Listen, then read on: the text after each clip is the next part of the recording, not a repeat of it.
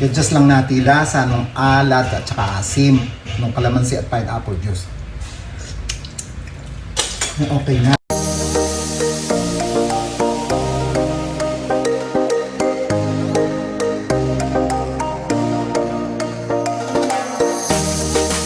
Mga kapingas at kaberat, ang isi-share ko naman sa inyo kung paano magluto ng chicken pastil o yung parang tininyahang manok. Ito po yung version ko kung paano ako magluto ng chicken pastil kung tawagin nila. Meron tayo ditong manok, 3/2 kilo. Meron tayong kalamansi, mga 15 pirasong kalamansi or 16 kalamansi juice. Meron tayong pickles, 100 grams, 150 grams, okay na. Meron tayong patis, tatansyahin natin ng patis. Meron tayong paminta, pineapple chunk, gagamitin natin yung chunk at saka yung juice niya. Meron tayo ditong chicken hotdog, mushroom, raisin, evaporated milk, at saka isang itlog. At meron din tayong extender, yung patatas at saka yung carrots. Una, ilalagay natin tong kalamansi dito sa karne ng manok. Yan.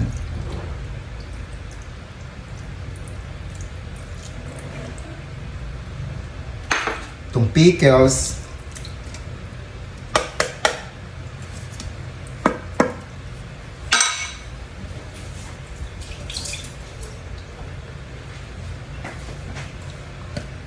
Paminta.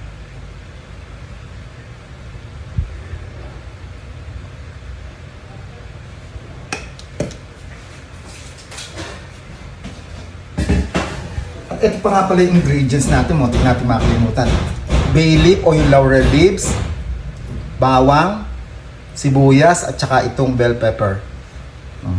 Lalagay na natin to. Paghahaluin natin dito, sibuyas, kalahati lang yung sili dahil mamaya natin ilalagay yan sa final. At saka itong bawang, konti lang din, kalahati dahil sa paggigisa. Ayan. Gagamitin natin to sa paggigisa, yung bawang, sibuyas at saka itong sili. Tapos, lalagyan natin siya ng patis. Patis ang pang-alat natin dito. Tansyahin lang natin. Ngayon, hahaluin na natin dito. Yan.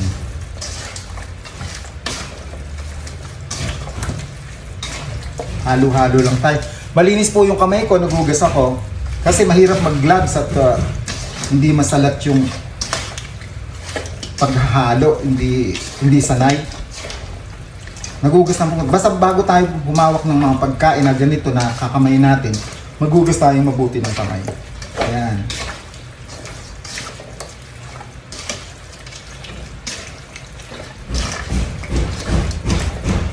Halo-halo lang.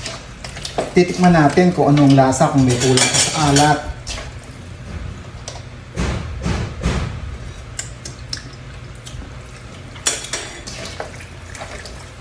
Lagyan natin ng konting asin. Mga 1 kutsarang asin. Rock salt. Tsaka lagyan natin ng juice ng pineapple.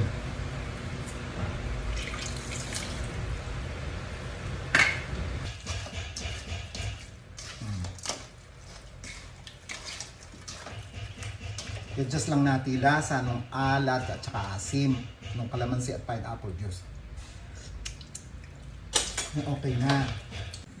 Nakalipas na ang 1 oras. Ngayon, igigisa na natin siya. Igigisa natin dito sa margarine o butter.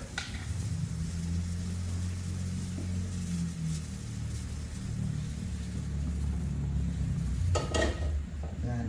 Sa mahinang apoy lang at baka masunog ang ating butter o margarine. Mga 2 scoop. Yan.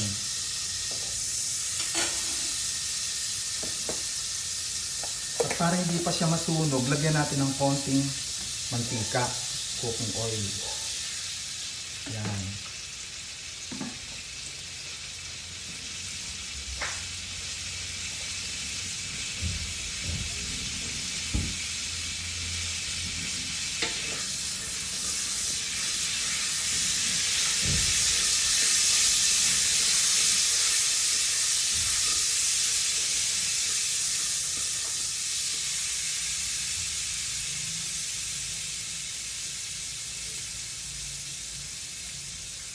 Naglagay tayo ng ilang pirasong bell pepper para lumabas yung lasa niya. Diprito natin.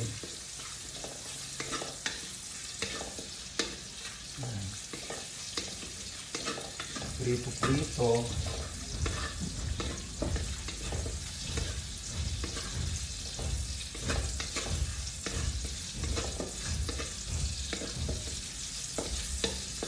Yan. Pagka umamoy na yung bell pepper, tatanggalin na natin dito. Nakuha. Yan. Pagka umamoy na yung bell pepper, tatanggalin na natin dito. Nakuha na natin yung ano niya, lasa niya, yung pinaka-essence ng siling pakinggan kung tawagin. Yan. Panguin na natin siya.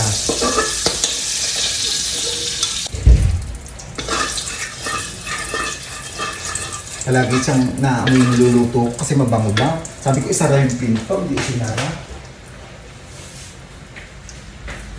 Ayan. Ngayon, susunod na natin yung bawang. Ayan. Lagyan natin yung bawang.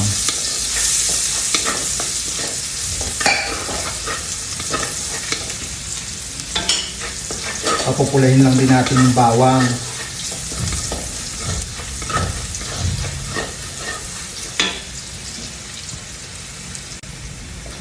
Kaya mapula na yung bawang.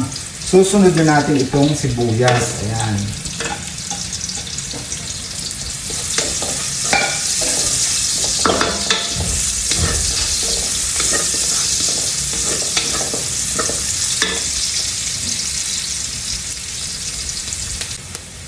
Ayan, mapula na ang sibuyas. Susunod natin, lagyan natin ng konting patis. Konting patis lang mga. Yan. Ang bango. May patis.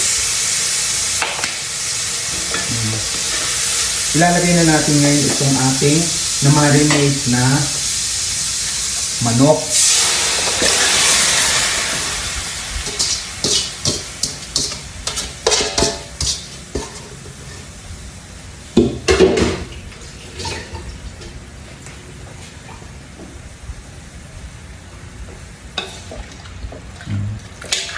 Gisa natin dito.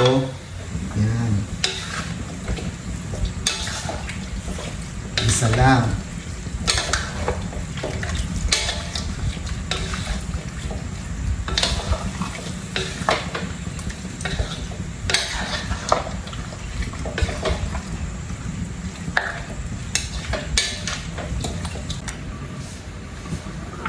Yan, kumukulo na. Hahaluin natin. Yan.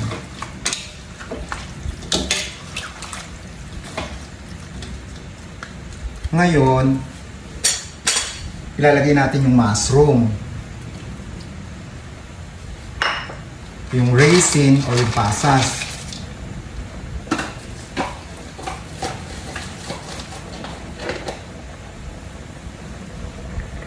Tsaka itong patatas at tsaka yung carrots. Para magsabay na siyang lalambot dito. Yan.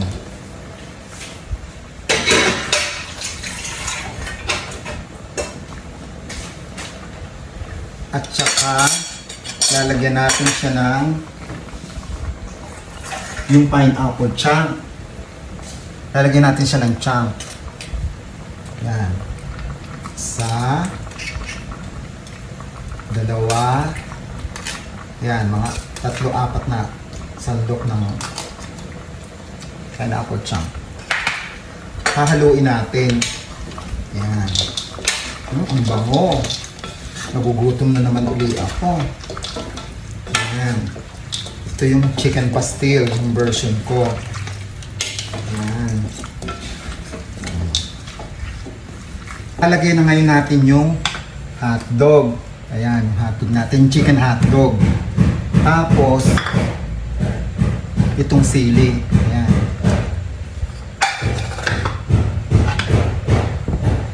Haluin na ulit natin.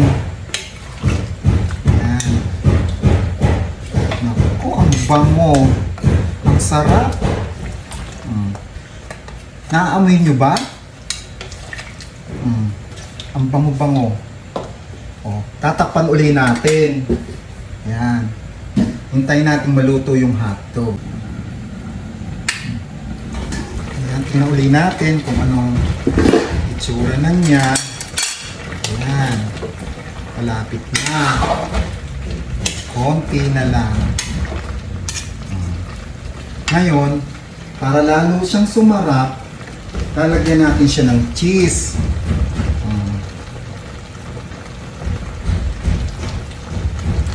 Ayan. Para lalo siyang luminamnam, lalagyan natin ng cheese.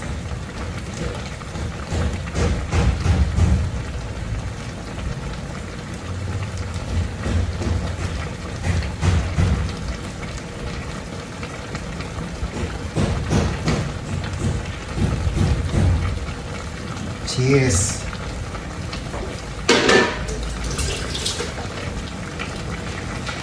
Haluin natin para magpantay yung cheese hanggang sa matunaw siya at lumasa siya doon sa sauce ng ating chicken pastil.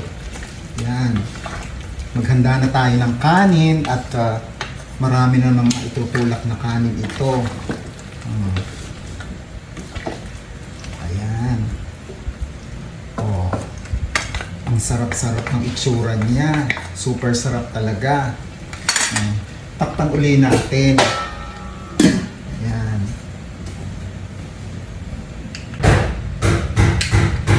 Tingnan uli natin. O, ayan.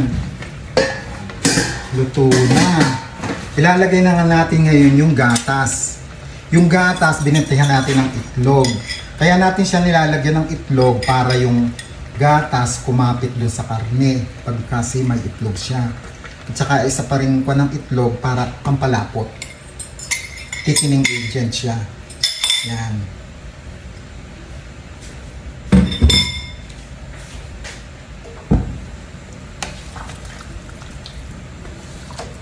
Halo-halo tayo. Ayan. Hintayin natin maluto yung gatas at itlog. Yan, lalapot yung sabaw niyan, lalo pag lumamig niya.